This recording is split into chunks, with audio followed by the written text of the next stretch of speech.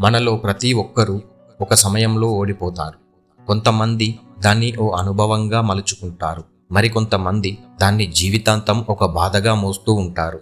కానీ ఒక్క అడుగు ముందుకేసి నిన్ను నువ్వే ఒక్కసారి ప్రశ్నించుకో, ఈ ఓటమికి కారణం ఎవరు అని.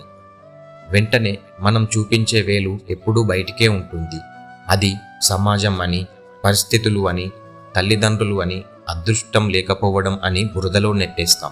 కానీ ఇక్కడ నీకు తెలియని నిజం ఏమిటంటే, నీ ఓటమికి అసలైన కారణం నువ్వే. ఎందుకంటే నీవే నీ ఆలోచనల్ని నిర్లక్ష్యం చేశావు. నీవే నీ అలవాట్లను నియంత్రించలేకపోయావు. నీవే నీ ఓటమిని అంగీకరించే ముందు దానికి పరిష్కారాన్ని వెతకలేదు. నిన్ను ఓడించిన వారు ఎవరూ లేరు. ఓడిపోతున్న నిన్ను నిలబెట్టడానికి నువ్వే ముందుకు రాలేదు. నువ్వు నీ మనస్సులోనే ఓడిపోతున్నావు. అందుకే ఈ ప్రపంచం నిన్ను